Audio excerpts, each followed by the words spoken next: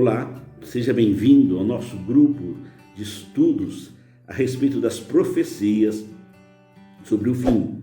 Certifique se você é inscrito, se não, inscreva-se. Ative o sininho para que possa receber os nossos vídeos. Juntos estamos nos preparando para nos encontrar com o nosso Senhor Jesus Cristo. E hoje nós vamos estar falando sobre a última batalha, a batalha de Armagedon, a batalha na qual Jesus vence e estabelece o seu reino. No início do capítulo 19 fala do encontro da igreja com Jesus numa grande festa, as bodas do Cordeiro. E agora nos fala de Jesus vindo salvar Israel, libertar Israel e estabelecer o seu reino, vencer o anticristo, o falso profeta e o próprio Satanás, estabeleceu o seu reino de paz e justiça, conforme prometeu na sua palavra. No verso 11 do capítulo 19 de Apocalipse, assim diz: eu vi o céu aberto e eis um cavalo branco, e o que estava assentado sobre ele era chamado de fiel e verdadeiro, e com justiça julga e guerreia. Seus olhos eram como chama de fogo, e sobre a sua cabeça havia muitas coroas. Ele tem um nome escrito que nenhum homem conhecia senão ele mesmo. E ele estava vestido com vestes banhadas em sangue.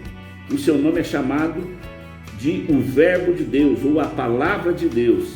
Os exércitos que estavam no céu seguiam-no sobre cavalos brancos, vestidos de linho fino, branco e limpo.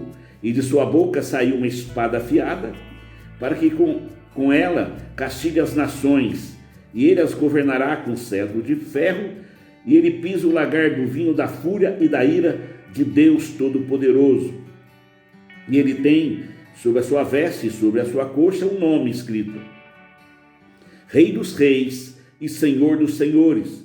E ouvi um anjo que estava de pé no sol, e ele gritou com alta voz, dizendo a todas as aves que voam pelo meio do véu: vinde e ajuntai-vos à ceia do grande Deus, para que possais comer a carne dos reis, e a carne de capitães, e a carne de homens poderosos, e a carne de cavalos, e dos que neles se assentam, e a carne de todos os homens, tanto livres quanto os escravos, tanto pequenos quanto grandes. E eu vi a besta e os reis da terra, e os seus exércitos reunidos, para guerrear contra aquele que está sentado sobre o cavalo e contra o seu exército. E a besta foi tomada, e com ele o falso profeta que operava milagres diante dele, os quais enganavam os que receberam a marca da besta e os que adoraram a sua imagem. Esses dois foram lançados vivos no lago de fogo, queimados com enxofre, e os remanescentes foram mortos, e com a espada daquele que está sentado sobre o cavalo, espada que saía da sua boca, e todas as aves se fartaram com a carne deles. Então, amados, essa é a descrição dessa última guerra, a última batalha que se dá lá na região do Megido, o Armagedon. Ali, queridos, Jesus, ele vai lutar contra aqueles que se levantam contra Israel, contra a sua nação. Ele vai vir num cavalo branco, junto com um exército poderoso também, cavalos brancos, e com as vestes brancas. Ali fala de anjos e a própria igreja que voltará para participar daquela batalha. E Jesus vai vencer. Então, nós podemos ver que isso aí acontece no final da grande tribulação. E é o mesmo evento que é descrito lá no livro do profeta Daniel, capítulo 2. Que fala que os reinos da terra, eles são feridos com uma pedra lançada sem mão sobre os pés de uma grande estátua, aquela estátua assombrosa de Nabucodonosor. E a estátua vai desmoronar. E essa pedra, ela vai se tornar uma grande montanha. E esse reino será estabelecido para todo sempre, é o reino de Deus. E a terra se encherá do conhecimento da glória do Senhor, como as águas cobrem o mar. É o mesmo evento também, lá de Zacarias, capítulo 14, que fala da volta de Jesus, que vai pisar no Monte da Oliveira, e um grande terremoto. aconteceria. Então, alguns só detalhes que eu quero destacar aqui nessa palavra. Então, ali fala que estava escrito, né, que ele era fiel e verdadeiro. Então é importante, aqui já faz referência que esse julgamento não é um julgamento qualquer.